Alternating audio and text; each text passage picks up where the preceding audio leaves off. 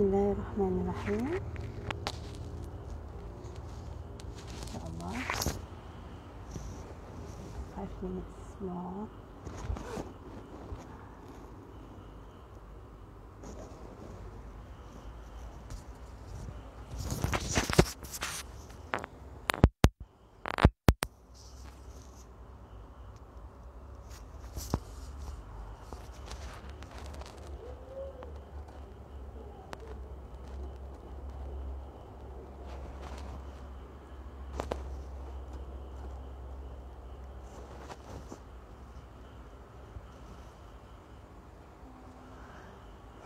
Bismillahirrahmanirrahim. Assalamualaikum warahmatullahi wabarakatuh. Adakah suara saya jelas? Sebelum kita mulakan sesi live malam ini,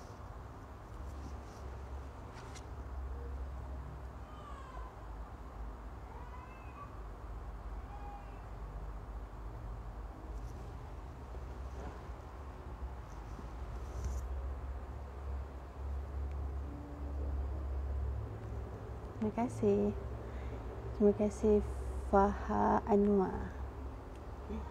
Okey.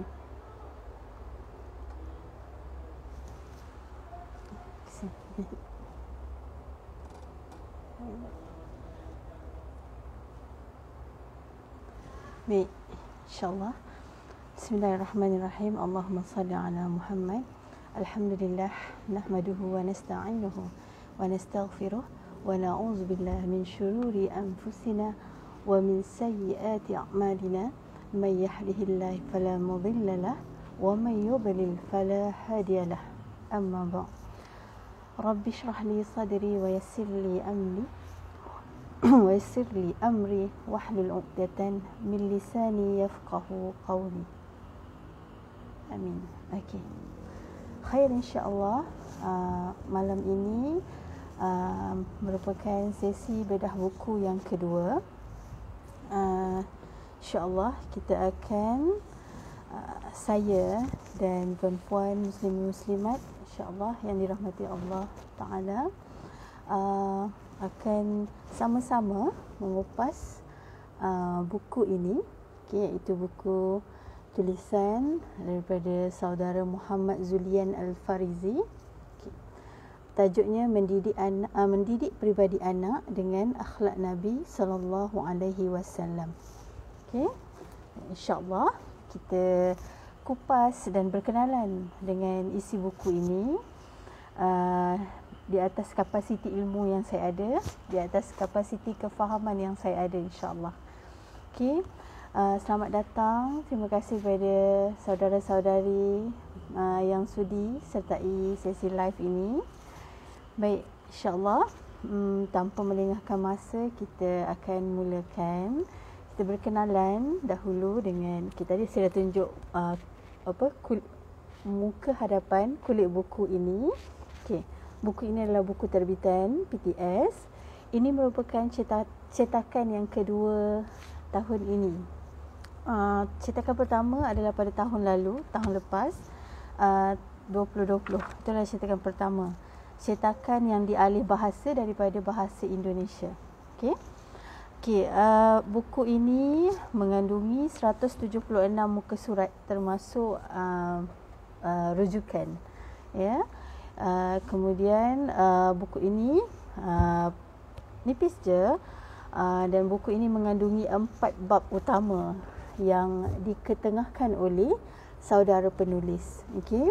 Dan 4 bab utama itu adalah merangkumi semua kategori bagaimana ibu bapa memerlukan bimbingan dan saranan yang sahih, ataupun rujukan yang datang daripada sumber yang sahih, sumber yang sumber tauladan utama kita, iaitu Nabi Muhammad sallallahu alaihi wasallam. Okey. Dalam buku ini, jika kita lihat dalam di bahagian isi kandungan buku, dibahagikan kepada 4 bab, ya. Bab pertama adalah berkaitan dengan bagaimana Nabi sallallahu alaihi wasallam mengajak kita untuk mendidik anak mendidik anak menjadi dengan mempunyai peribadi seorang Muslim. Okey, iaitu penekanan terhadap peribadi Muslim. Dalam bab kedua pula dihuraikan bagaimana Nabi Muhammad sallallahu alaihi wasallam mengajak umatnya, mengajak kita, mengajarkan kita ibu bapa untuk mendidik anak menjadi seorang pemimpin. Okey. Dan huraian yang seterusnya dalam bab ketiga dikategorikan khusus bagaimana Rasulullah SAW memimpin dari sudut perniagaan, okey, ekonomi. Dan bab yang terakhir adalah bagaimana Rasulullah SAW mendidik dan mengajak ibu bapa untuk memimpin dan memperbaharui suasana rumah tangga. Itu berikut secara generalnya lah 4 bab yang ada dalam buku ini. Okey. Jadi saya harap ia jelas. Okey. Buku ini ditulis, okey. Sedikit tentang penulis pula. Penulis merupakan seorang penulis yang datang daripada negara sebelah. Penulis adalah berasal daripada negara seberang. Okey. Buku ni asalnya adalah buku bahasa Indonesia, diterbitkan di negara Indonesia dan dialih bahasa oleh pihak penerbitan PTS. Okey. Dan difahamkan dalam biodata penulis di bahagian hadapan buku ini, penulis Muhammad Zulian Al-Farizi ini adalah seorang penulis yang berasal daripada Jawa Tengah. Okey. Dan beliau banyak memperoleh ataupun memperoleh ilmu, okey, belajar di pesantren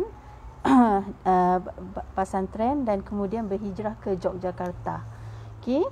Dan beliau juga sangat aktif menulis di beberapa media online maupun offline seperti Republika, Kompas, Kedaulatan Rakyat dan beberapa media massa yang lain.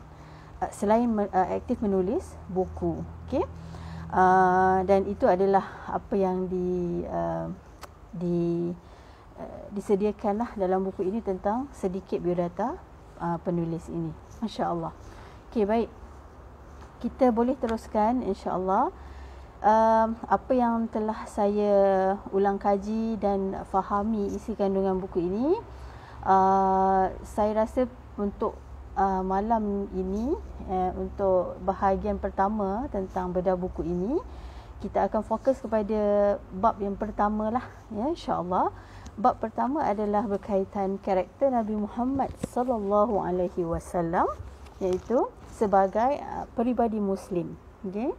Dinyatakan dalam awal bab. Okey, insya-Allah. Jadi apa yang penulis ni sampaikan dalam bab pertama ni? Penulis, saya tertarik dengan bila penulis menekankan dalam satu ayat ni, dia kata Nabi Muhammad SAW ni dia sebenarnya ajar kita memperkuatkan asas awal mendidik ni kepada tauhid. Memang tidak dinafikan. Semalam masa saya kongsikan, nak tengok buku tu balik. Okey. Okey, ini buku dia. Saya respon kepada permintaan yang ada di di komentar live ni, ya. Okey. Adakah jelas buku ini? Okey. Alright. Okey, kita kembali kepada tadi. Okey, dekat muka surat 18 ni, okey, dalam bab pertama ni penulis kata Rasulullah SAW ni, benda pertama yang diterangkan dalam parenting, dalam asas keibubapaan adalah memperkuatkan asas awal ketauhidan. Okay, tauhid. Tauhid adalah perkara pertama yang tiada persoalan. Maksudnya sebagai seorang ibu bapa yang Muslim, seorang ibu bapa yang faham tentang tentang Islam, dia hendaklah memperkenalkan tauhid seawal usia. Tapi tauhid tu bukanlah diajar mengikut kefahaman kita yang dewasa, masya-Allah. Tidak. Tetapi asas tauhid itu adalah contohnya dalam usia sekecil, dalam usia bayi, kita sentiasa mengalunkan zikir la ilaha illallah Muhammadar Rasulullah. Itu adalah pengenalan asas bagi bagi ibu bapa yang baru menerima kehadiran cahaya mata, kan. Cara kita berinteraksi dengan anak adalah melalui alunan zikir. Begitu cara kita memperkenalkan asas tauhid, menanamkan asas tauhid ke dalam jiwa anak kita. Okey. Jadi seterusnya, ke peringkat yang seterusnya, apabila anak telah faham, anak telah mengikuti ibu bapa mengerjakan solat, kita boleh sedikit anak telah boleh membaca, kita boleh mengajarkan anak kita rukun Islam, kan. Dalam rukun Islam yang pertamanya adalah kalimah syahadah, asyhadu an la ilaha illallah wa asyhadu anna Muhammadar Rasulullah. Maka apabila kita tanamkan kalimah syahadah, kalimah mengesakan Allah, kalimah yang memahamkan anak bahawa tiada Tuhan yang disembah melainkan Allah, maka anak akan terbiasa dan memahami bahawa daripada kecil mereka mendengarkan bahawa tiada Tuhan melainkan Allah. Nabi Muhammad SAW adalah pesuruh Allah. Dan beralih ke fasa yang seterusnya, iaitu memberi kefahaman kepada anak-anak apakah maksud tauhid, bagaimana untuk kita perkenalkan bahawa Allah itu esa, Allah itu tidak beranak dan tidak diberanakkan. Maka beralihlah ke fasa-fasa seterusnya, fasa pendedahan Al-Quran dan ilmu-ilmu parenting lain yang menyokong psikologi kita sebagai ibu bapa dan anak yang mendengar dan memerlukan bimbingan daripada kita, insya-Allah. Okey. Dan apa lagi yang penting dalam isi tauhid seawal usia ni, mengajarkan tauhid seawal usia ni, kata penulis, kita hendaklah menanamkan, kita hendaklah memberitahu dan mengajak anak mendirikan solat itu dengan sukarela. Bagaimana untuk ajak anak kita mendirikan solat dengan sukarela? Asalnya memang akan paksa, asalnya memang anak akan rasa kenapa kan. Tapi kita jangan putus asa untuk memberitahu bahawa salatlah, maka kita akan tenang. Salatlah kerana itu adalah perintah Allah. Cukup dengan pemahaman itu dulu di awal usia, dan ia akan berganjak dari satu fasa ke satu fasa yang lain. Dan itulah peranan kita untuk tidak meninggalkan ataupun tidak menghentikan setakat itu sahaja ilmu kita. Kita hanya okey, kita rasa macam anak dah pergi sekolah, anak belajar sendiri. No, it shouldn't be like that. Okay? Alright. So dekat sini penulis tekankan kena beritahu anak bahawa solat itu bukan persoalan dia mendapat hadiah ataupun hukuman, tetapi solat adalah rasa syukur yang dipanjatkan kepada Allah Subhanahu Wa Taala. Itu yang ibu bapa perlu tekankan. Bila berkaitan dengan solat, kita perlu kaitkan dengan syukur. Kita perlu kaitkan dengan dia merasakan dia diberikan nikmat yang banyak. Okay, itu antara salah satu cara yang boleh membuka pemikiran, memberikan pemikiran awal kepada anak. Kenapa mereka kena solat? Syukur. Ia adalah satu petanda kita adalah hamba yang bersyukur. Setelah kita memahami kalimat tauhid, Allah itu yang menciptakan kita. Okey. Dan seterusnya kata penulis, okey. Kata penulis kat sini, ibu bapa ataupun seorang pendidik wajib memimpin anak kepada keimanan terhadap Allah Subhanahu Wa Taala dengan cara memikirkan dan merenungkan penciptaan langit dan bumi. Ini juga adalah salah satu cara asas, teknik asas untuk mendedahkan anak kita tentang konsep tauhid. Okay, memperkenalkan, memberi kefahaman kepada anak-anak kita tentang asas konsep tauhid. Contoh yang dari pengalaman sendiri. Kalau saya dulu dengan anak, masa first time dapat anak kan, anak sulung, saya gemar bawa dia tengok langit lah, utamanya hujung minggu. So saya akan cakap lah, Umair tengok langit ni, okay, tengok langit ni, macam mana dia boleh ada ke atas tu, tergantung, tak ada apa-apa, tak ada kaki, tak ada tangga kan. So kita bagi dia berfikir. Dia tak perlukan jawapan, kita hanya berikan dia, kita jentikan untuk dia rasa mesti ada satu power yang buat benda ni. So biar dia generate that kind of thinking. So kemudian dalam fasa-fasa yang seterusnya ia berkembang kepada ilmu-ilmu yang seterusnya lah. Okay? So bila kita biarkan anak kita memerhati alam sekitar, berfikir dan berfikir dan bertanyakan soalan tentang kenapa, insya-Allah proses untuk memberi kefahaman tentang tauhid terhadap anak kita akan dipermudahkan. Insya-Allah, sama-sama kita doakan. Okey. Sebab cara berfikir anak ni bertahap. Jadi kita kena sabar dalam mendidik.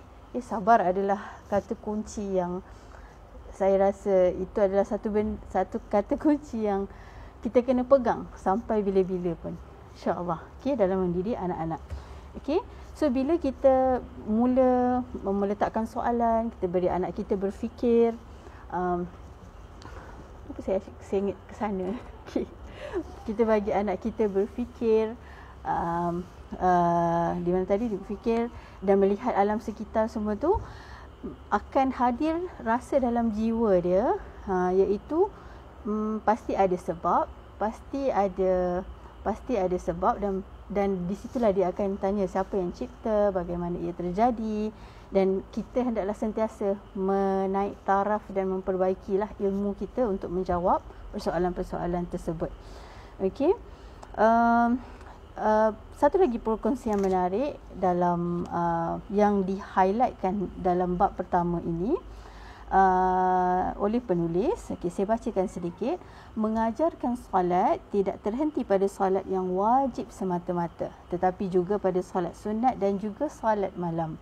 Mendidik melalui solat malam memiliki banyak kepentingan, antaranya mengenai jalan ke syurga.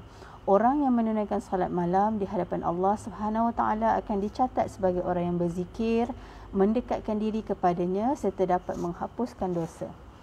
Cadangan saya, ialah kita ni anak nak solat fardu pun masih terkontang-kanting dan pasti cabarannya pun sudah cukup hebat. Tapi jika dalam masa yang sama kita generalkan dulu anak ni sebenarnya ikut je solat apa pun dia ikut ataupun dia dah biasa tengok. Okey, contohnya selain daripada solat fardu, sebelum pandemik dahulu, saya akan rutinkan anak-anak saya, khususnya bulan Ramadan, untuk saya exposekan kepada mereka bagaimana suasana membangkitkan malam, khususnya ketika 10 malam terakhir. So mula-mula kita ajak dia macam, jom pergi masjid, buka puasa kat masjid kan. Kita beri dia rasa yang dia boleh main, dia boleh jumpa kawan kan. Kita ambil hati dia, tapi dalam masa yang sama kita beri dia pengajaran dan pembelajaran tentang adanya solat malam kan. Adanya sesuatu yang dipanggil ataupun yang diajarkan oleh Nabi yang dinamakan sebagai iktikaf, iaitu bermalam di masjid kan, berehat di masjid, beriktikaf, bangun solat malam. Benda tu akan berlaku dengan smooth kalau kita rasa, kalau kita biarkan anak kita ikut dahulu.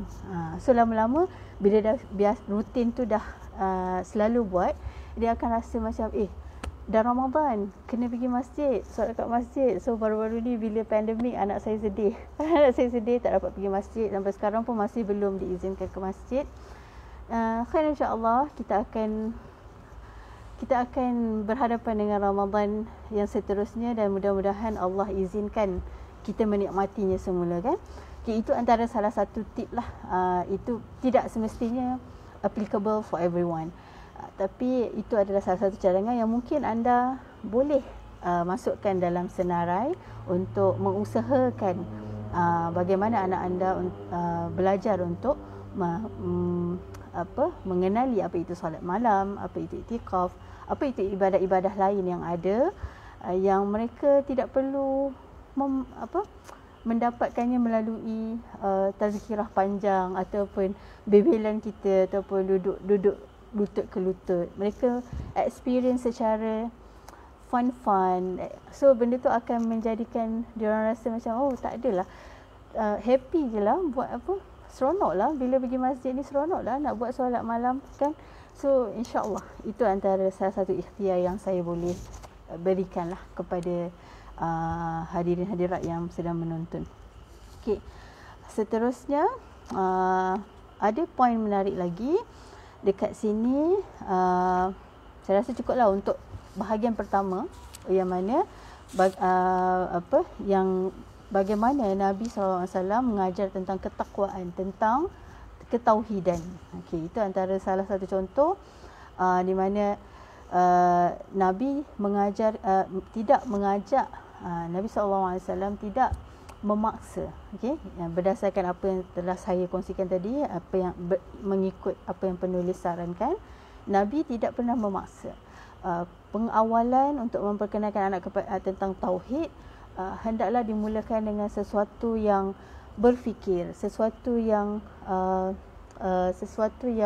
melihat, sesuatu yang mendengar. Okey, tidak perlu sampai memaksa yang jika tidak mahu kita meletakkan hukuman, terutama pada peringkat awal. Okey, khair insya-Allah. Okey, itu adalah huraian daripada bab yang pertama. Kemudian beralih kepada second point anda peribadi Muslim ni. Nabi Muhammad SAW mengajarkan kita kesederhanaan. Okey, setelah bagaimana seorang ibu bapa itu perlu mendidik anaknya. Pertama adalah melalui konsep tauhid, memperkenalkan tauhid. Kedua, dengan Nabi SAW mengatakan kita hendaklah mengajarkan kesederhanaan. Okay, bagaimana kita nak mengajarkan kesederhanaan itu? Okay, kalau dilihat dalam buku ini, penulis mengatakan kesederhanaan Nabi Muhammad SAW bukan terletak pada persoalan duniawi, tetapi beliau merupakan tokoh yang sudah berakhir kepada segala urusan pada tingkat dunia. Ya, kalau kita tengok Nabi Muhammad SAW, kalau kita menelusuri sirah Nabi SAW, beliau merupakan pemimpin. Beliau merupakan seorang yang disegani, masya-Allah taala. Dan kalau kita nak bandinglah dengan sekarang ni, kita lihatlah pemimpin-pemimpin kita bagaimana status mereka kan. Dan pastinya kita rasa macam Rasulullah tu sebenarnya sangat kaya, sangat hebat dan sangat dipandang tinggi. Betul tak? Masya-Allah. Tetapi apa yang Rasulullah SAW didik kita, umatnya, untuk melihat ciri-ciri kepimpinan yang dia ada. Okey, yang ni akan kita refleksikanlah kenapa kita kena cerita pasal ciri kepimpinan ni, kesederhanaan ni dalam mendidik anak. Kita kena baca dulu apa huraian penulis, okey, tentang kesederhanaan. Okey, alright. Contoh yang diberikan oleh penulis di bahagian kesederhanaan ini adalah beliau menekankan konsep qanaah. Qanaah adalah rasa cukup, iaitu rasa berpuas hati dengan apa yang dikurniakan oleh Allah Subhanahu Wa Taala. Kecukupan di sini bukan bererti hidup miskin dan atau serba kekurangan, melainkan yang dapat memenuhi kehidupan sesuai dengan keperluan. Oleh itu, sederhana, qanaah ini tadi, sederhana bermaksud dapat memenuhi keperluan asas hidup sehari-hari, perbelanjaan pendidikan anak dan keperluan-keperluan lainnya. Okey. Qanaah ni, jika kita nak faham secara ringkas ni adalah kita merasa cukup. Cukup tu bererti bila kita lalui satu fasa kita diuji dengan masalah keuangan contohnya, kita masih boleh rasa ada rezeki lain ataupun masih ada lagi sumber yang kita boleh dapat, dan kita mengenangkan nikmat-nikmat lain yang kita pernah dapat. Itu selalunya yang saya cuba fahamkan kawan-kawan saya yang bertanya apa sebenarnya qanaah ni. Qanaah ni sebenarnya dia duduk di antara kesedihan dan kegembiraan. Sederhana lah kan? Sederhana maksudnya, yes, kita sedang diuji, kita boleh bersedih. Tetapi dalam masa yang sama, kita sedang diuji, tetapi ujian adalah tanda Allah menyayangi hamba-Nya. Maka kita tidak boleh bersedih berlebih-lebihan, dan dalam masa yang sama kita tidak boleh katakan yang kita perlu gembira dengan ujian ini dengan berlebih-lebihan. Sederhana, kita kena qanaah. Kita maksudnya Allah sedang mendidik kita syukur. Allah sedang mendidik kita rasa cukup. Cukup yang mana pasti ada sebab kenapa kita tak dapat benda tu. Mungkin apa yang kita tak dapat akan memberi keburukan ataupun sesuatu yang tidak baik buat kita. Tapi Allah juga tidak memberikan kita rasa yang terlalu gembira ataupun terlalu selesa, kerana benda tu akan menyebabkan kita kufur, menyebabkan kita rasa tidak cukup, sentiasa rasa nak lagi dan nak lagi. So that's why bila the words qanaah came, when it comes to mendidik anak, qanaah ni adalah satu didikan yang sangat-sangat penting untuk kita berikan kepada anak-anak kita, terutamanya di seawal usia. Okay, contoh qanaah yang kita boleh beri kat dalam bab ni, penulis ada berikan kisah tentang qanaah yang Rasulullah SAW sampaikan kepada kita.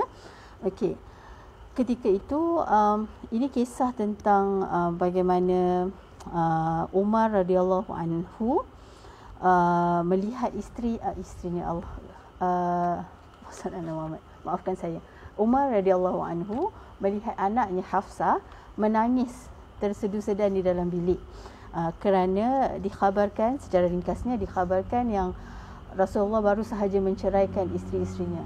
Okey, tetapi ketika Umar bertanya, Hafsah menidakkan, mengatakan bukan tentang penceraian, dan dipendekkan lagi cerita.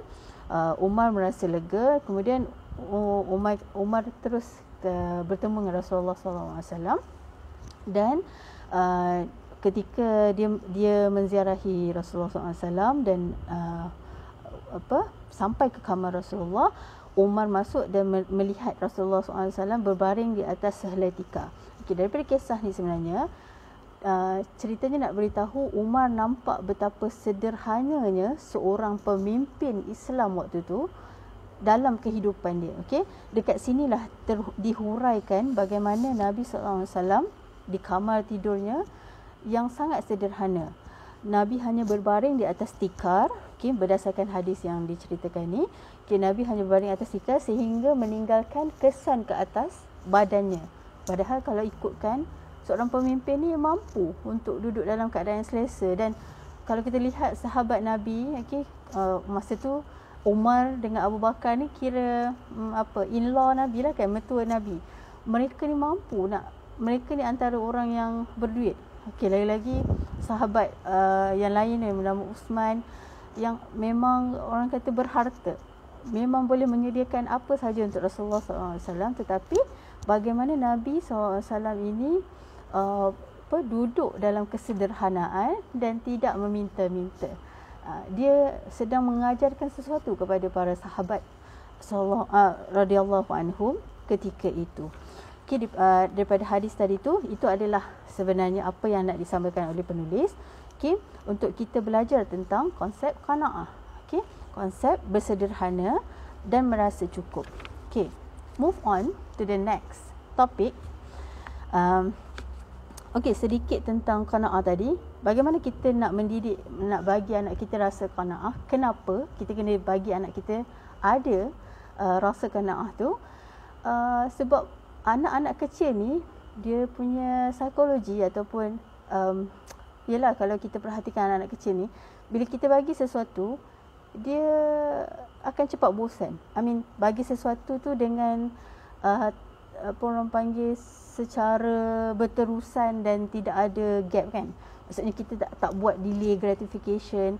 Mereka akan rasakan macam okey, kalau nangis sikit boleh dapat lagi, kalau memberontak sikit boleh dapat lagi. So dekat situlah sebenarnya kita perlu hadirkan konsep qanaah. Kita perlu beri mereka rasa kesederhanaan, rasa syukur, rasa rasa cukup dengan apa yang dia ada dahulu, instead of dah rasa ni sikit, rasa tak sesuai sikit je nak tukar, nak minta. So bila anak dah terbiasa macam tu, nanti bila besar pun dia rasa macam ni tak sesuai sikit nak tukar, tak match, tak boleh nak mingle sikit, dah rasa cepat putus asa. So qanaah di awal usia adalah penting supaya nak melatih anak kita rasa syukur dengan nikmat yang dia dapat. Okey, hari ni minggu ni dapat mainan, minggu depan dia try minta lagi kat kita. Kita pun bagi tanpa rasa bersalah sebab anak kecil biasalah dapat mainan, tapi dia sedang belajar untuk okey, buat macam ni dapat, buat macam ni dapat. Okey, nothing wrong with that, cuma dia akan menjadi sesuatu yang wrong bila dia sudah membesar. Bila seawal usia dia didedahkan dengan benda yang benda yang dia rasa sentiasa dia apa yang dia nak dia dapat. Macam itulah. Okey, dia secara ringkasnya lah yang kita faham. Okey, baik, insya-Allah. Poin yang ketiga adalah Nabi Muhammad SAW mengajarkan kita untuk mendidik anak kita dengan berkasih sayang. Okey, pengertian kasih sayang ni adalah satu ikatan emosional. Ia adalah emotional intelligence. Kasih sayang ni sebenarnya satu pembelajaran yang panjang. Bagi saya sendiri, saya rasa susah kita nak beritahu sebenarnya kasih sayang ni macam mana dan bagaimana nak buat. Sebab ia bergantung kepada kapasiti ilmu masing-masing. Satu. Kedua, kapasiti ujian sudah tentunya. Dan yang ketiga adalah kapasiti tentang kapasiti untuk kita memahami apa sebenarnya jenis kasih sayang yang kita nak berikan. Okay, ada orang nampak kasih sayang tu duit, harta. Ada orang nampak kasih sayang tu adalah belas kasihan. Ada orang nampak kasih sayang tu adalah empati, empathy. Ada orang nampak kasih sayang tu adalah hubungan kekeluargaan, hormat menghormati, silaturahim kan. So apa sebenarnya kasih sayang yang diajarkan oleh Nabi SAW, yang Nabi mahu kita sebagai pendidik, sebagai ibu dan bapa mendidik anak-anak kita. Okey, diceritakan dalam satu kisah di sini. Okey, sekejap. Okey, saya dah tanda tadi. Okey, dalam Al-Quran. Okey, dalam Al-Quran telah diberikan ibrah tentang orang yang mencintai diri sendiri dengan hujah yang bertentangan seperti yang digunakan oleh Nabi Muhammad SAW dalam menghadapi kaum musyrikin. Mereka mencari jalan supaya beliau mendatangkan gunung daripada emas ataupun sungai di tengah gurun Sahara. Okey, cerita ni sebenarnya kenapa diceritakan oleh penulis sebagai contoh untuk bab kasih sayang ni. Daripada ayat tersebut sebenarnya tafsirannya adalah Nabi SAW menyayangi diri sendiri, mengajak kita untuk memahami bahawa menyayangi diri sendiri merupakan tindakan yang perlu demi mewujudkan karakter yang tidak mudah merendah diri. Okay, tadi kita sebut pasal kasih sayang. Nabi menyuruh kita swacinta dulu. Swacinta. Swacinta maksudnya menyayangi diri sendiri. Bagaimana kita nak pupuk swacinta ni dengan anak-anak kita? Kasih sayang yang Nabi suruh kita buat adalah bila kita swacinta, kita menyayangi diri sendiri, kita akan secara automatiknya menyayangi orang lain. Okey, itu adalah konsep kasih sayang. Okey, kita tidak akan dikasihi tanpa mengasihi. Itu adalah huraian, itu adalah keyword dia. Okay, kita tidak akan dikasihi tanpa mengasihi. Alright. Okay. Menurut penulis juga, menurut penulis juga, kasih sayang ni akan bila ada rasa kasih sayang terhadap diri sendiri ni, ia akan menumbuhkan rasa percaya dalam diri seorang anak. Okay. Selain daripada rasa percaya, ia akan meningkatkan semangat kerohanian serta keadaan psikologi adalah dengan memanggil namanya. Itu adalah teknik yang Rasulullah SAW ajarkan. Panggil anak dengan panggilan yang baik. Panggil anak dengan, berikan anak kita dengan nama yang baik, supaya kita boleh memanggilnya dalam panggilan yang baik. Okay. Dan dalam memanggil seorang anak, panggillah dengan nama yang paling bagus. Okay. Iaitu dengan gelarannya ataupun dengan sifat baik yang dimiliki oleh anak tersebut. Ya Allah, anak mama yang soleh, Masya Allah hari ini. Ya Allah, anak mama yang pandai melukis. Ya Allah, Masya Allah, anak mama yang hebat, pandainya buat binaan Lego. There is always something yang kita perlu letakkan dalam panggilan supaya anak tu rasa kita memuji dia berdasarkan pencapaian yang dia ada waktu tu, berdasarkan doa baik yang kita berikan kepada dia sebagai seorang anak. InsyaAllah. Okay. Seterusnya. Okay. InsyaAllah masa mencemburui malam ini. Okay. Okay. Dipendekkan cerita sebab anak bayi saya sudah menangis. Okay. Jadi gitulah pentingnya peranan kasih sayang dalam perkembangan dan keseimbangan jiwa anak-anak. Jadi kita ajarkan anak kita swacinta, ajarkan anak kita mencintai diri sendiri supaya mereka akan membesar dan bertumbuh dengan rasa yang mempunyai jiwa yang besar. Okay, mudah sensitif dengan persekitaran yang ada, mudah sensitif dengan mudah sensitif dengan orang panggil hal-hal yang berkaitan dengan kasih mengasihi, memberi kasih sayang dan sebagainya. Okay. Dan akhir sekali dalam topik yang pertama ini, insya-Allah saya ambil sedikit sahaja lagi masa. Nabi Muhammad SAW mengajarkan, mengajak kita untuk mengajarkan anak kita menjadi seorang yang dermawan. Okey, dalam bab ini penulis cuba bangkitkan, cuba berikan contoh dalam perjalanan hidup Nabi Muhammad SAW. Beliau banyak memberi contoh perihal sikap dermawan dalam kehidupan seharian beliau.